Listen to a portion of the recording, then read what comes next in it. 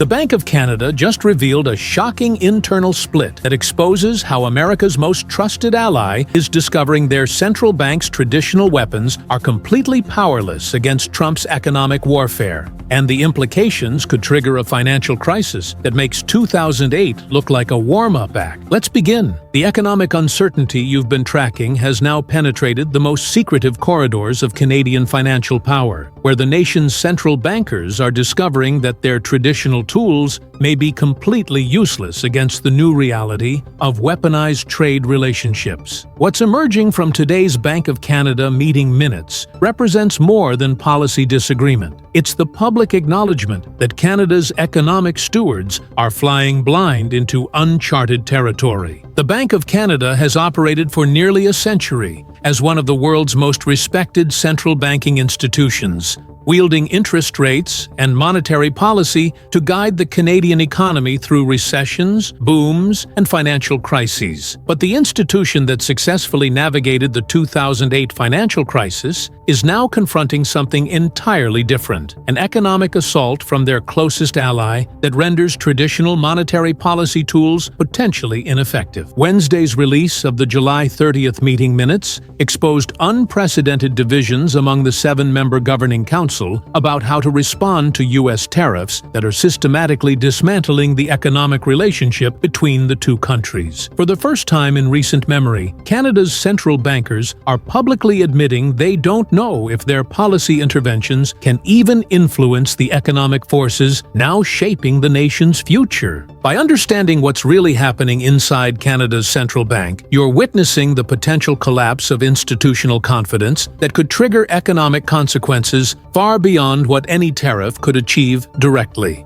The strategic foundation you now comprehend has created the perfect conditions for what monetary policy experts are privately calling the Great Central Bank Paralysis, a situation where traditional economic tools become weapons that could wound the wielder more than the intended target. Throughout the summer of 2025, the Bank of Canada has been caught in an impossible bind. Traditional monetary policy operates by influencing demand through interest rate changes, but the current crisis stems from supply-side disruptions caused by trade barriers. Cutting rates to stimulate demand could actually worsen inflation if supply chains remain disrupted, while raising rates could deepen the economic damage from reduced trade. The July 30th meeting, when the bank kept rates unchanged at 2.75%, represented the culmination of these internal struggles. But the public decision to hold rates steady masked fierce debates about whether the bank was operating with tools that had become completely inadequate for the current crisis. You've now uncovered how the institution responsible for managing Canada's economic stability has become trapped in a crisis of relevance that threatens to undermine the entire framework of Canadian economic governance. Before we continue the video, be sure to subscribe to our channel. The critical revelation you've been anticipating emerged at exactly 10:43 a.m. Eastern Time on Wednesday, when the Bank of Canada released meeting minutes that didn't just reveal policy disagreements, but exposed an institution grappling with the possibility that its fundamental purpose may have been rendered obsolete by forces beyond its control. The minutes from the July 30th meeting revealed divisions among the governing council that went far deeper than typical monetary policy debates. Monetary policy works to control inflation by influencing demand and is not well suited to shocks that push prices up because of a decline in aggregate supply, the minutes stated, representing an extraordinary admission of institutional limitations. But the real bombshell came in the next paragraph. In this context, there was some debate about what monetary policy could do to support the economy. This wasn't a discussion about how much to cut rates or when to act, but whether the Bank of Canada's primary tools could accomplish anything meaningful in the current crisis. The Governing Council found itself split into two fundamentally different camps. The first group argued that the bank had already provided all possible support by bringing rates to the neutral range. The second group took an even more alarming position, arguing that monetary policy might need to be completely reimagined for an era of economic warfare. Perhaps most significantly, the minutes revealed that the Governing Council was operating over a shorter horizon than usual due to uncertainty about trade negotiations. This represents a fundamental breakdown in the central bank's traditional long-term planning approach. What you're witnessing is an institution that has built its credibility on the assumption that it can influence economic outcomes through interest rate policy. Discovering that assumption may be fundamentally false when economic relationships are determined by political rather than market forces. The aftershock from Wednesday's unprecedented central bank revelations has triggered a cascade of responses across Canadian financial markets that expose just how dependent the entire economic system had become on the assumption that the Bank of Canada possessed effective tools to manage economic crises. Within hours of the minute's release, financial analysts across Bay Street were scrambling to reassess fundamental assumptions about Canadian monetary policy that had guided investment strategies for decades. The revelation that the central bank was questioning its own effectiveness sent shockwaves through institutions. European central bank officials, speaking privately, expressed surprise at the Bank of Canada's public admission of policy limitations. Central banks are supposed to project confidence even when facing uncertainty, noted one ECB policymaker who requested anonymity. Corporate Canada's response was dramatic, with several major companies announcing immediate acceleration of their diversification plans. The message was clear: if the Bank of Canada couldn't provide economic stability, Canadian businesses would need to create their own stability. You now understand what financial markets are struggling to process. The admission by Canada's most important economic institution that it may lack the tools to address the nation's primary economic challenges represents a crisis of institutional effectiveness. The unresolved institutional crisis you've tracked through the Bank of Canada's internal divisions reveals a truth that most observers are missing. This isn't just about monetary policy effectiveness, but rather the emergence of a new era where traditional economic institutions may be fundamentally inadequate for managing political economic warfare. What you're witnessing is the potential obsolescence of traditional central banking in an age of weaponized trade relationships. The Bank of Canada's crisis of confidence represents the leading edge of a challenge that will likely confront central banks worldwide as economic relationships become increasingly subordinated to political objectives.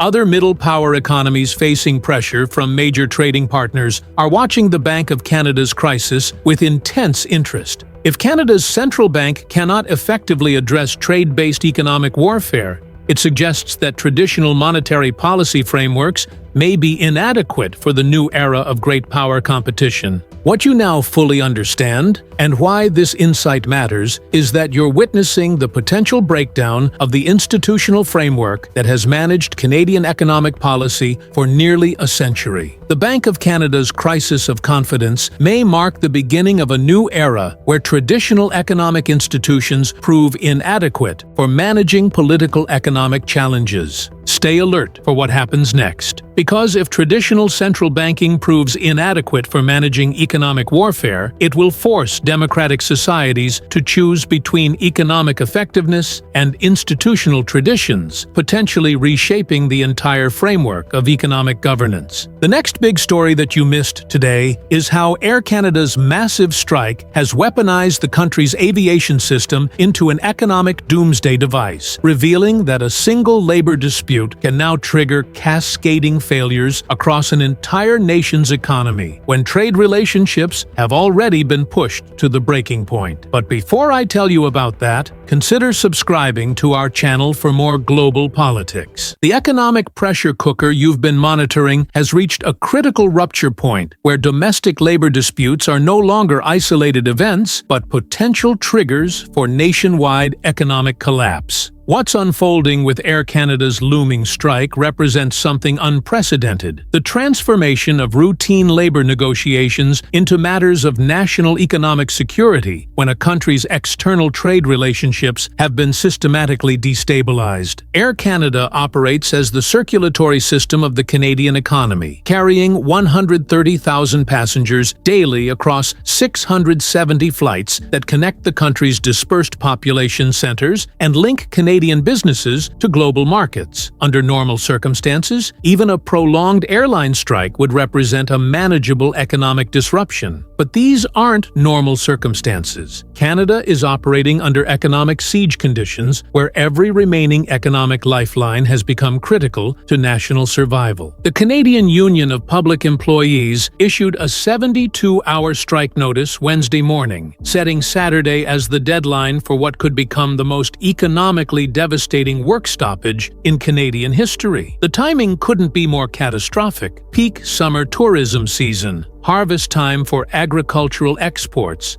and the critical period when Canadian businesses are desperately trying to diversify away from American markets that have been rendered unreliable by trade warfare. But the true significance of this crisis extends far beyond the immediate disruption of flights and passenger travel. Air Canada's strike represents the first major test of whether a country under economic assault can maintain internal economic cohesion when external pressures have already stretched every system to its breaking point. The airline industry has become the crucial link holding together an economy that's been systematically severed from its primary trading relationship. By understanding how this labor dispute has evolved from a routine wage negotiation into a potential economic catastrophe, you're witnessing how trade warfare can transform domestic institutions into weapons that could destroy the very economy they were designed to serve. The strategic vulnerabilities you now recognize have created perfect conditions for what transportation economists are calling the multiplier effect catastrophe, a scenario where disruption of a single transportation system triggers cascading failures across multiple economic sectors that are already operating under maximum stress. Since February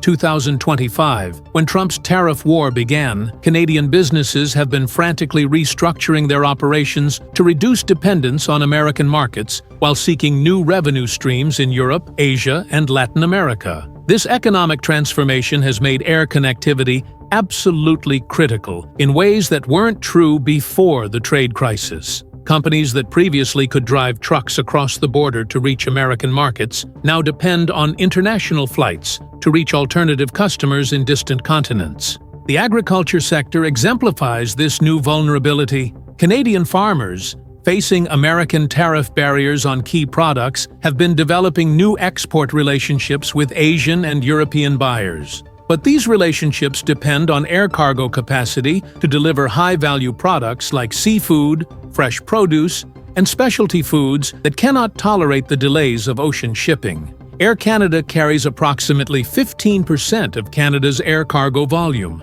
making the airline's operations critical to these newly developed trade relationships. The negotiations between Air Canada and the Canadian Union of Public Employees have been grinding on since December 2024, focusing primarily on wage increases and working conditions that reflect inflation pressures affecting all Canadian workers. Under normal circumstances, these would be routine labor relations issues resolved through standard bargaining processes. But the economic context has transformed every aspect of the dispute into matters of national significance. The union's position reflects broader economic anxieties affecting Canadian workers who have watched their purchasing power erode due to inflation, currency weakness, and trade uncertainty. Flight attendants are demanding a compensation package that reflects not just their work conditions, but their understanding that they're operating the lifelines of an economy under siege. The 38% wage increase offered by Air Canada over 4 years, while substantial under normal circumstances, fails to address workers' concerns about job security in an economy where entire industries are being restructured. But Air Canada's position reflects equally serious pressures from the business side. The airline has seen its most profitable routes, those serving American destinations, experience dramatic passenger declines due to the Canadian tourism boycott. Simultaneously, the company has been forced to rapidly expand service to European and Asian destinations to serve businesses diversifying away from American markets. These operational pressures have created cost structures that make large wage increases potentially unsustainable. You've now uncovered how routine labor negotiations have been transformed into existential economic questions when the broader economy is operating under conditions that make every disruption potentially catastrophic. Before we continue the video, make sure to subscribe to our channel. The critical escalation you've been anticipating materialized at exactly 10 a.m. Eastern Time on Wednesday, when Air Canada CEO Michael Rousseau announced that the airline would begin a phased wind-down of most of its operations to be completed over the next 3 days, transforming a labor dispute into what government officials are privately calling an economic emergency of unprecedented scope. Rousseau's announcement represented more than just preparation for a potential strike. It was acknowledgement that Air Canada could not risk operational chaos during the most critical period in the company's history. We regret the impact a disruption will have on our customers, our stakeholders, and the communities we serve, Rousseau said. Our only responsible course of action is to provide certainty by implementing an orderly suspension of operations through a lockout. The immediate market reaction was swift and devastating. Within minutes of Rousseau's announcement, Canadian tourism stocks collapsed, with several major hotel chains and entertainment companies seeing double-digit percentage declines. The Toronto Stock Exchange's gains from earlier in the day evaporated as investors realized that the Air Canada crisis could trigger the broader economic collapse that trade warfare had made possible but not yet inevitable. But the real impact became visible in the cargo and freight markets, where the announcement triggered what industry insiders describe as supply chain panic. Companies that had spent months developing alternative trade relationships outside North America suddenly faced the prospect of being unable to fulfill commitments to new international customers. Seafood exporters in the maritime provinces, who had finally established profitable relationships with Asian buyers, watched their entire business models potentially collapse within hours. The agricultural sector's response was particularly dramatic. The Canadian Federation of Agriculture issued an emergency statement warning that the strike could coincide with peak harvest season, potentially stranding billions of dollars worth of products that cannot wait for alternative transportation. Prairie grain farmers, who had been developing new European markets to replace American sales lost to tariffs, faced the prospect of seeing entire crops rot in storage facilities. Hugh Pouliot, CUPE spokesperson, captured the union's position. The company has not responded to the union's most recent proposal made nearly 24 hours ago. We do not want to go on strike. We want to negotiate a deal. It takes two parties to make a deal, though. But this statement understated the broader forces at play. The union was no longer just negotiating with Air Canada, but effectively negotiating with the entire Canadian economy. The government's response revealed the true scope of the crisis. Jobs and Families Minister Patty Hajdu announced that she was monitoring the situation, but stopped short of ordering binding arbitration, a decision that reflected the political impossibility of appearing to side with management against workers during an economic crisis that has disproportionately affected working families. The international dimension added another layer of complexity that few observers initially grasped. European and Asian business partners, who had been cautiously developing relationships with Canadian companies as alternatives to American suppliers, suddenly faced questions about Canadian reliability. If a single labor dispute could shut down an entire country's air transportation system, it raised fundamental questions about Canada's viability as a stable trading partner. The psychological impact became visible within hours as Canadian social media filled with posts from business travelers stranded abroad, families unable to return from vacations, and companies facing the prospect of defaulting on international commitments. The strike hadn't even begun, but the mere prospect had already begun inflicting economic damage that could take months to repair. What you're witnessing is how economic warfare can transform domestic labor disputes into weapons of mass economic destruction, where routine workplace negotiations acquire the power to trigger nationwide economic collapse. The aftershock from Rousseau's announcement has triggered emergency responses across every level of Canadian government and business that expose just how precarious the entire economic recovery strategy had become when it depended on a single airline maintaining normal operations during a period of maximum economic stress. Within 2 hours of Air Canada's announcement,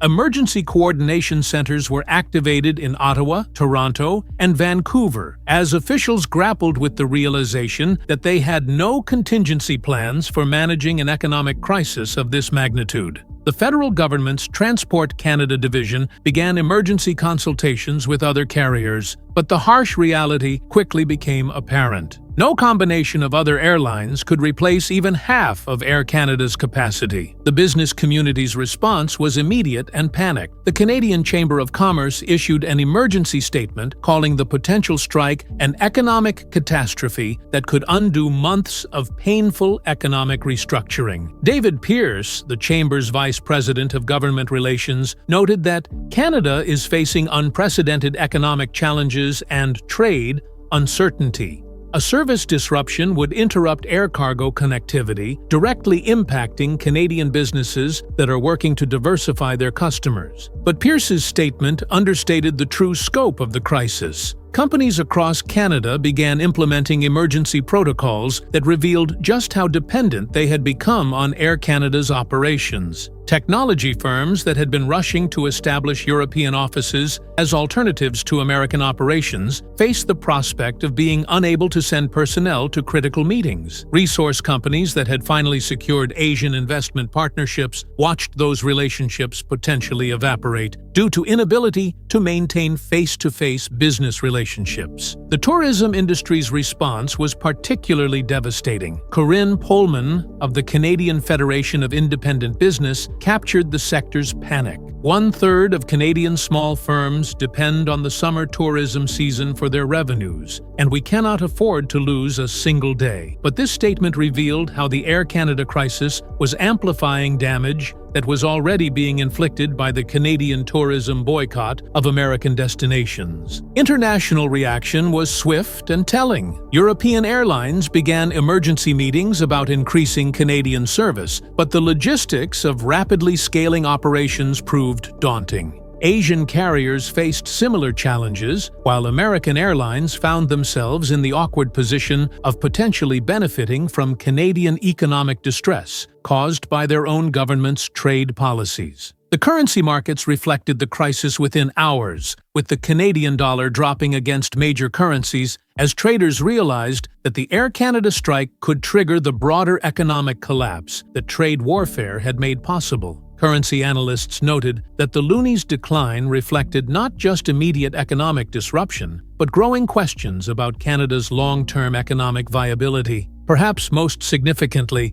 the immediate aftermath revealed how the Air Canada crisis was forcing Canadian policymakers to confront choices they had hoped to avoid. Private conversations with senior government officials revealed discussions about unprecedented interventions, including potential emergency legislation to prevent the strike or even temporary nationalization of air transportation services. You now understand what government officials are desperately trying to manage: a labor dispute that has acquired the power to trigger economic collapse because trade warfare has eliminated the redundancy and flexibility that normally allow economies to absorb such disruptions. The unresolved crisis you've tracked through Air Canada's labor dispute reveals a truth that most observers are missing. This strike represents more than a transportation disruption, but rather the emergence of a new vulnerability, where domestic institutions can become weapons of economic destruction when external economic relationships have been systematically destabilized, with implications that could reshape how nations approach economic resilience in an era of great power competition. What you're witnessing is the birth of critical infrastructure vulnerability in economic warfare. The discovery that countries under external economic pressure become extraordinarily vulnerable to domestic disruptions that would be manageable under normal circumstances.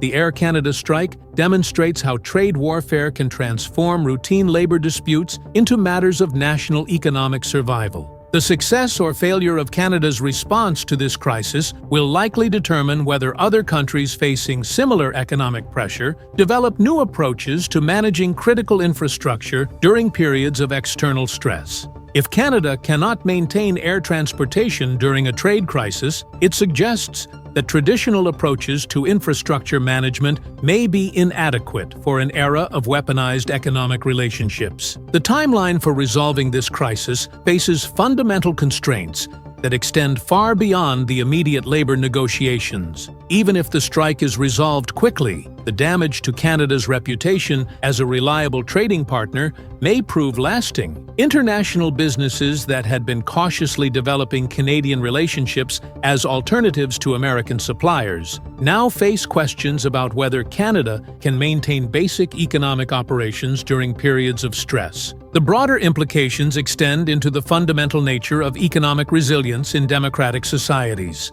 The Air Canada crisis demonstrates that economic warfare can create conditions where routine democratic processes like labor negotiations become threats to national economic survival. This realization will likely drive changes in how democratic countries approach the management of critical infrastructure during periods of external pressure. For the global economy, the Air Canada strike represents a preview of how quickly economic disruptions can cascade when countries are operating under maximum stress due to trade warfare. Supply chains that appear robust under normal conditions can collapse rapidly when external pressures have already eliminated redundancy and flexibility. What you now fully understand, and why this insight matters, is that you're witnessing how economic warfare can transform domestic institutions into weapons that could destroy the very economies they were designed to serve. The Air Canada crisis reveals that countries under external economic pressure become extraordinarily vulnerable to internal disruptions, fundamentally altering the relationship between domestic governance and national economic security. The next phase of this crisis will likely accelerate regardless of how the immediate labor dispute is resolved, because the underlying lesson is that economic warfare creates vulnerabilities that extend far beyond the direct targets of trade policies. This realization will likely drive permanent changes in how countries approach critical infrastructure management and labor relations during periods of external economic pressure.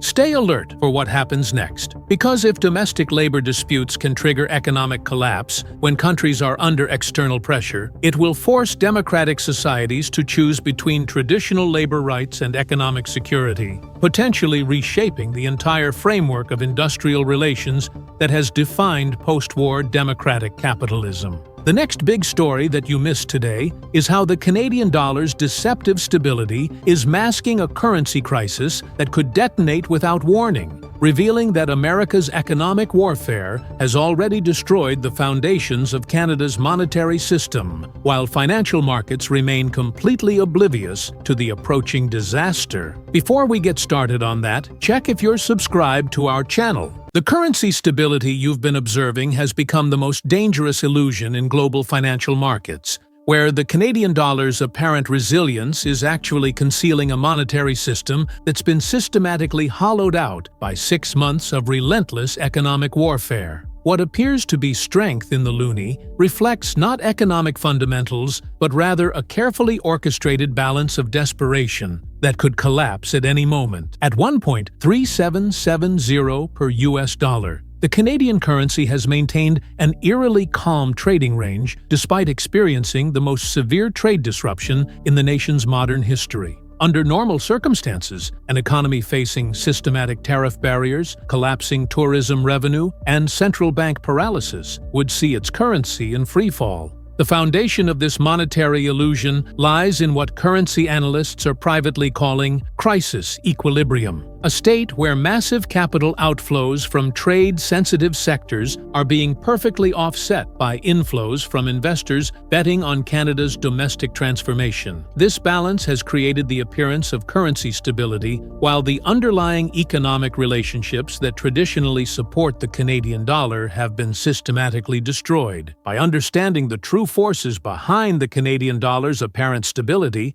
You're witnessing the construction of a monetary house of cards that could trigger a financial crisis extending far beyond Canada's borders when it inevitably collapses. The deceptive foundation you now recognize has created perfect conditions for what currency strategists are calling the Great Canadian Currency Trap, a situation where apparent monetary stability masks underlying vulnerabilities that could trigger devastating adjustments when market psychology inevitably shifts. Throughout the summer of 2025, the Canadian dollar has been supported by an increasingly precarious balance of opposing forces. Massive capital outflows from traditional sectors dependent on U.S. trade relationships have been putting downward pressure on the currency. Canadian companies liquidating American assets, tourists avoiding U.S. destinations, and businesses redirecting investments have created unprecedented selling pressure on the loonie. But these outflows have been perfectly offset by equally massive inflows from international investors betting on Canada's economic transformation. European and Asian capital has been pouring into Canadian domestic real estate resource projects outside North America, and companies successfully pivoting away from U.S. market dependence. This influx has created artificial support for the Canadian dollar that masks underlying economic damage. The Bank of Canada's policy paralysis has added complexity to this currency equilibrium. Traditional central bank interventions that would normally influence currency values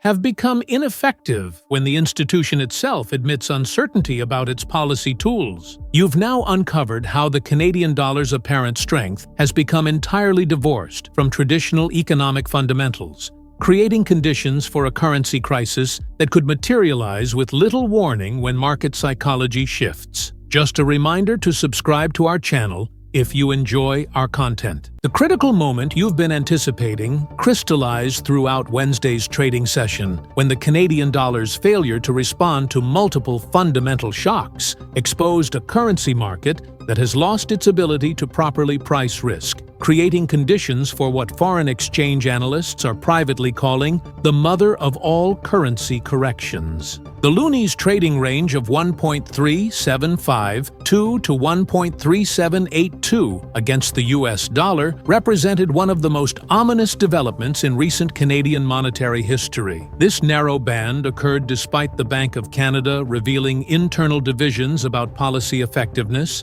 Air Canada announcing operational shutdown, and broader revelations about structural damage from ongoing trade warfare. Currency traders accustomed to dramatic moves during periods of economic uncertainty found themselves confronting a market that appeared to have lost its fundamental pricing mechanisms. The Canadian dollar should be in freefall right now, noted one senior FX trader at a major international bank who requested anonymity. When a currency stops responding to fundamental shocks, it usually means the market has lost the ability to properly assess risk. That's when you get sudden, violent corrections. The artificial stability became even more pronounced when examining underlying flows supporting the currency. European central bank officials, speaking privately, expressed growing concern about the Canadian dollar's disconnect from economic fundamentals. We're seeing capital flows into Canada that appear to be driven more by desperation than opportunity, noted one ECB analyst. When investors are fleeing other currencies rather than being attracted to Canadian assets,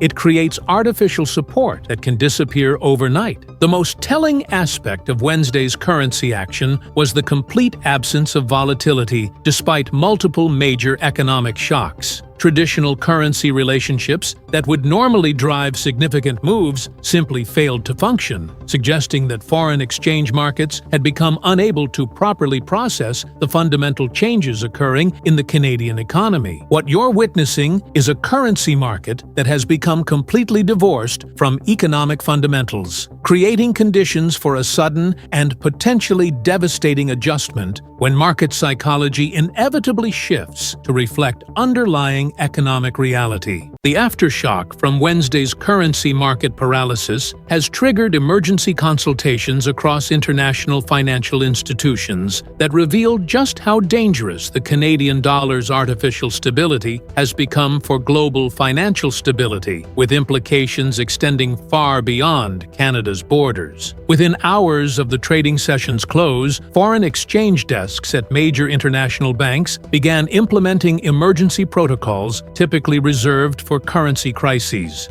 The Canadian dollar's failure to respond to fundamental economic shocks had triggered automated risk management systems designed to detect markets that have lost their pricing mechanisms. International Monetary Fund officials, speaking privately, expressed unprecedented concern about a major developed economy currency that appeared to have become disconnected from underlying economic fundamentals. When currency markets stop functioning as price discovery mechanisms, it creates systemic risks that extend far beyond the affected country, noted one senior IMF economist. Perhaps most significantly, major international corporations with Canadian exposure began implementing currency hedging strategies typically reserved for emerging market currencies rather than developed economy relationships. This shift reflected growing recognition that the Canadian dollar's apparent stability could not be trusted given the underlying economic disruption. You now understand what international financial institutions are desperately trying to manage: a currency that has become completely divorced from economic fundamentals, creating conditions for a crisis that could spread rapidly through global financial markets when the inevitable correction begins. The unresolved currency crisis you've tracked through the Canadian dollar's artificial stability reveals a truth that most observers are missing. This monetary illusion represents more than a Canadian problem, but rather the emergence of a new category of financial risk where economic warfare can create currency crises that spread rapidly through interconnected global financial systems. What you're witnessing is the birth of warfare-induced currency instability, a phenomenon where economic conflicts create artificial currency stability that masks underlying vulnerabilities until sudden corrections trigger broader financial crises. The Canadian dollar's current position represents the leading edge of a challenge that could confront other currencies as economic relationships become increasingly weaponized. The timeline for the inevitable currency adjustment remains uncertain, but the underlying mathematical reality is inescapable. Artificial stability created by offsetting capital flows cannot be maintained indefinitely when the economic fundamentals supporting a currency are being systematically destroyed. When the correction begins, it will likely be sudden, severe, and contagious. The international implications extend far beyond Canada into the fundamental stability of the global financial system. If a major developed economy currency can become disconnected from economic reality due to trade warfare, it suggests that traditional approaches to international monetary stability may be inadequate for an era of weaponized economic relationships. What you now fully understand, and why this insight matters, is that you're witnessing the emergence of a new category of financial crisis, where economic warfare creates currency instabilities that can spread rapidly through global financial systems. The Canadian dollar's artificial stability represents a warning about the monetary consequences of weaponized trade relationships that could reshape international finance. Stay alert for what happens next, because when the Canadian currency correction begins, it will likely trigger broader questions about the stability of other currencies backed by economies under external pressure, potentially reshaping the entire framework of international monetary relationships that has defined the post-war financial system. If you enjoyed our video today, consider subscribing for more videos like these.